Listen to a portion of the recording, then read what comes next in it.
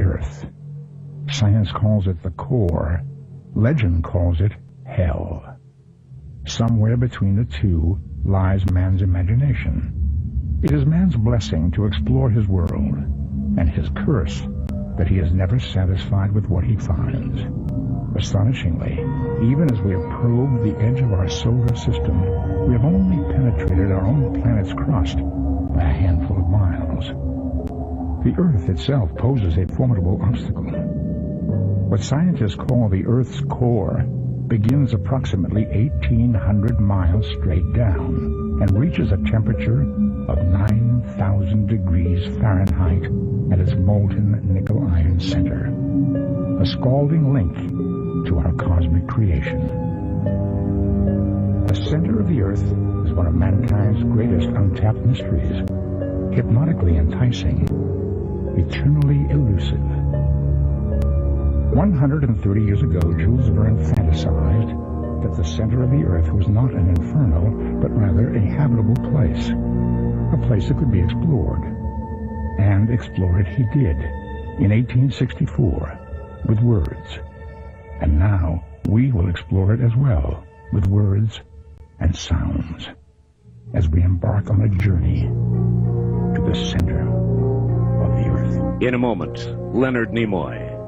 Hello, everybody. I'm Art Bell, and this is Coast to Coast AM, and what you just heard came from Leonard Nimoy's Journey to the Center of the Earth, which is a 2-CD audio book by Simon & Schuster, available from Simon & Schuster. He also has available The Time Machine, and you know me and time, so it was kind of a toss-up. Both of these 2-CD sets available from Simon & Schuster. In a moment, Leonard Nimoy, here for only a very short time, unfortunately, so we will pummel him with questions. Oh, I shouldn't have to introduce him. This is Leonard Nimoy. Leonard, welcome to the program. Thank you. Hi. Hi. We have such a short time that I feel obligated to literally pummel you with questions. Okay, go. All right. The character Mr. Spock came along in a time in our country of peace, love, Woodstock, sex, drugs, rock and roll. Let it all hang out, that kind of time. Right. And yet Spock was the picture, the very essence of self-control, self-denial, self-governance. How could that character have become such a hero in such an uncontrolled atmosphere? Well, it's a great question. I think for one thing, the time was one where so many people were becoming cynical about government and authority figures. It was clear that the bureaucracy was not responding to the individual, and the war in Vietnam was ongoing, in spite of the fact that more and more people every day believed that it was wrong. We all believed in supporting our country, but we believed that we shouldn't be in that war. And here came a character who had a dignity and integrity and intelligence. I think the sense was that this was a person that you could believe and count on, that wouldn't be involved with hypocrisy, duplicity. There was a hunger then. Yeah, oh yeah, I think so. I think he served a great hunger, absolutely. And I think too that we were ready for the idea of a friendly alien. Well, that's right. How do you feel, by the way, about the role itself? You'll be Mr. Spock, of course, forever. Do you ever get resentful of that? No, I'm very comfortable with it. That's why the last book that I wrote, I Am Spock, is titled the way it is. I've really come full circle with it. I'm totally comfortable. Do you think that Gene Roddenberry would approve of the repeat direction and usage of original characters that have been now exhaustively repeated in, so many other knockoffs? Well, I don't think Gene had any problem with perpetuating Star Trek. I think he would always enjoy the idea of the success of the franchise, but I do think that he would be at least interested in seeing that the thematic ideas were strong. That's what Star Trek really is about when it's at its best. Is that there's the thematic ideas. It should be great entertainment, great adventure, but it should be about something. Yes, and Star Trek always was. Is it moving away from that slowly, the knockoffs? Well, I got to be honest with you. I don't watch enough of it to pass judgment. I feel very good about what we did. I feel very good about the TV shows and the movies that I was involved with. I've seen Generations, and I've seen Contact, and I'm not really sure that they are stories that I would have set out to do as major motion pictures. So your reaction to Contact was not... I think it was very well done, very well executed. I'm just not... Where was the story? I wasn't blown away with the story, exactly. Let's go back to Star Trek for a second. Do you remember the gentleman, and I cannot, who was originally cast as a captain of the Enterprise, Christopher Pike? Oh, yeah, it was Jeffrey Hunter. And what happened to him? Well, Jeffrey Hunter was an important movie star. He was a very great gentleman and a fine actor. He did the first pilot as Captain Pike, and then about a year later, when NBC and Desi Lee decided they wanted to make a second pilot, he simply wasn't available. I'm not sure whether he had another job or whether the negotiations with him got too tough or whatever. That was later brought back as a menagerie, wasn't it? That's right. Mm-hmm. Yeah. Well, I guess you've really already answered this, but with respect to your answer on Contact. But otherwise, other television programs, movies, and so forth, has anything come close to the genre of Star Trek? Well, what an interesting question. I saw a few episodes of Outer Limits that I thought were very interesting. I think X-Files has a great kind of internal life going on. It has a certain kind of style, and it has an attitude. And I think that's very important. I think Babylon 5 has an attitude that works at times. That's pretty much it as far as I'm concerned. So I mean, in my range of experience. A very trivial question, but important to me nevertheless. In the early episodes, many years actually, of Star Trek, the women, the ensigns, all had these wonderful uniforms that in later years changed to pants. Who did that? I don't know, but you're touching on a very interesting point. The science fiction for a long time was a sub-genre. It was considered a distant cousin of important work. And in fact, when I started acting in science fiction 45 years ago, if you can believe it, in a Saturday afternoon serial called Zombies of the Stratosphere,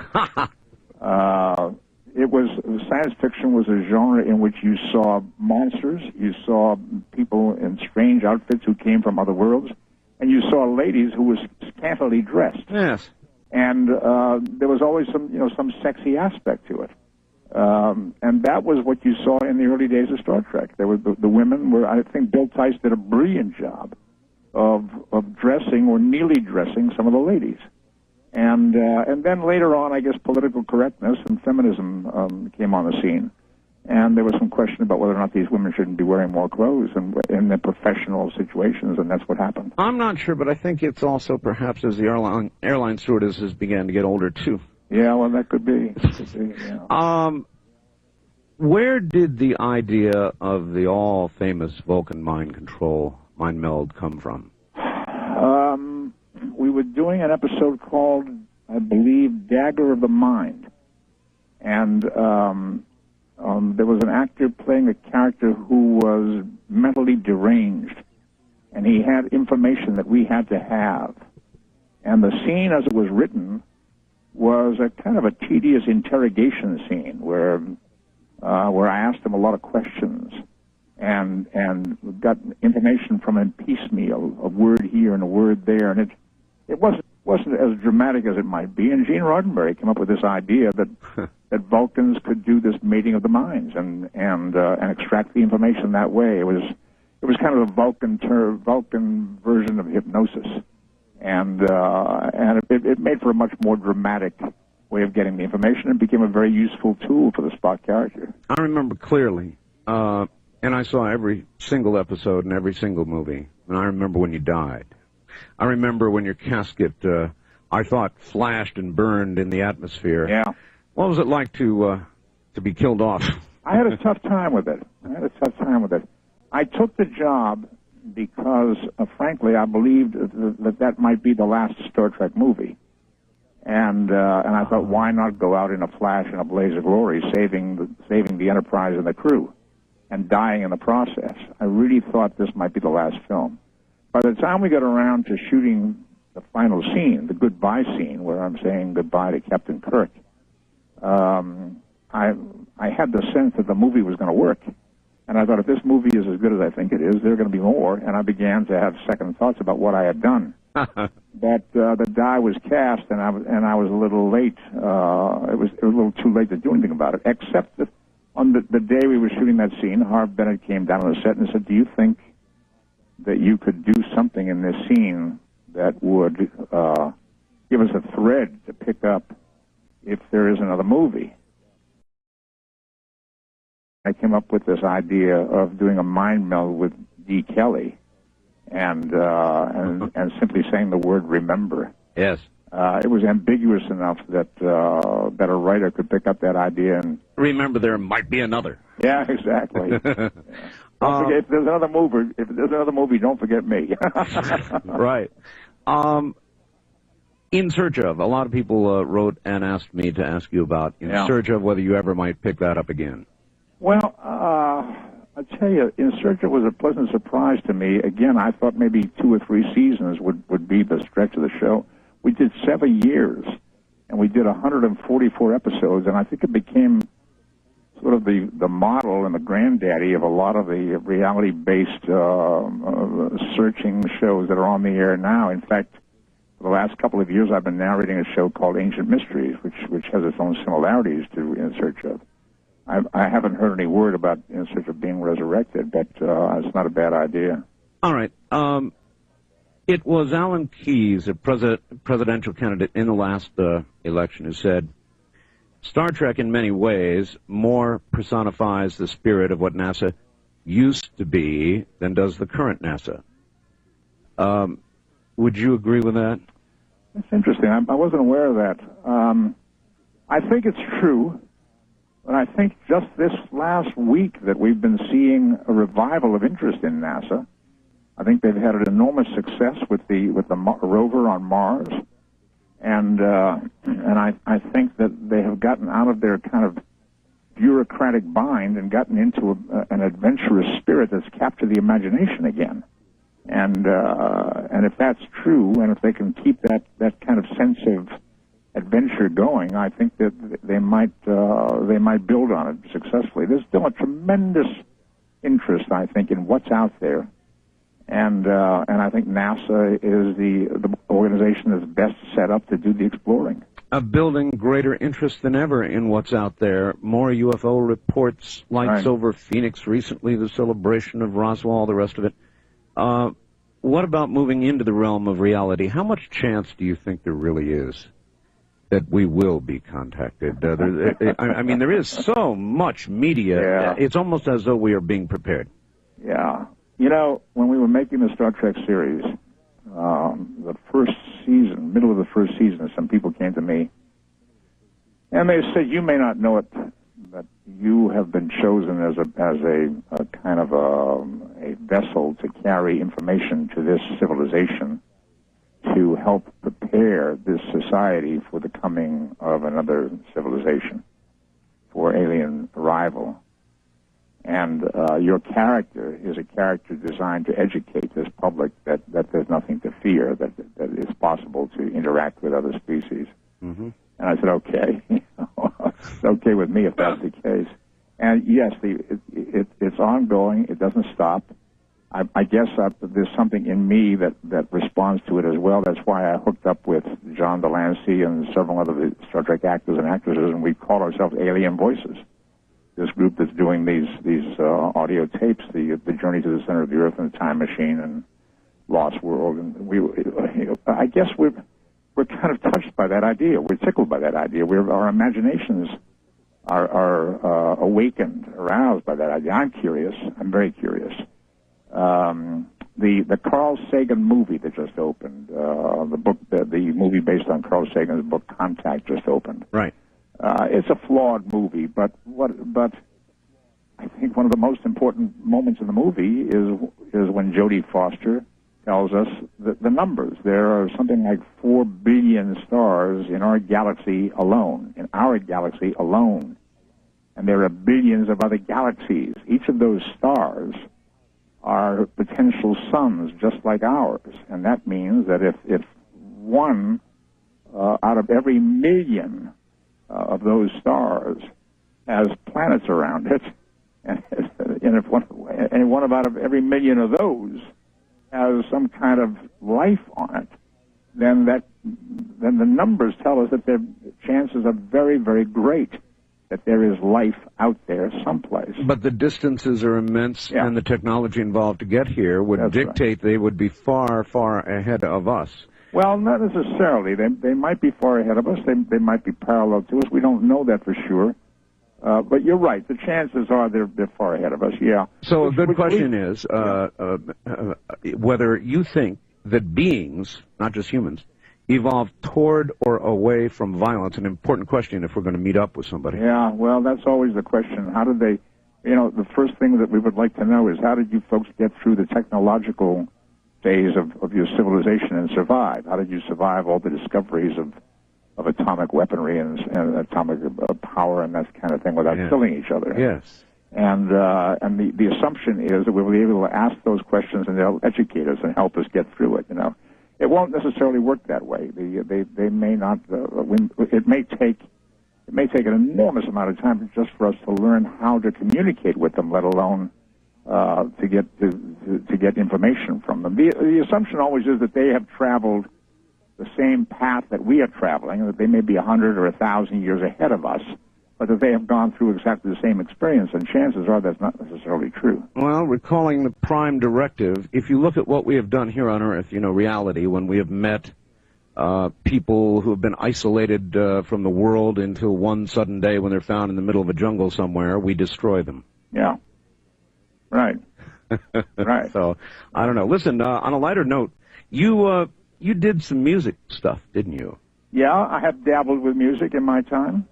Where are you going with this, Arthur? Well, I just wanted to ask whether there's more. There's more coming. Not too many people know that you dabbled with music, do they? Well, music has always been a love of mine, and when we were doing the Star Trek series, I had the opportunity to do some recording, which I did. I think I must have done about 6 albums. I also did a lot of musical theater. I toured the country in various musical shows in the 70s. I did Fiddler on the Roof, My Fair Lady, King and I, Camelot. Had a great time. I loved doing it. And then a question I asked you just before the program, the one I did ask you is, how do you get a life? I mean, you're so busy, so many demands on your time, and I'm one of them right now. How do you make time for a life? Well, first, let me say this. When I came to California, I was 18 years old. I left Boston, came to California to be an actor.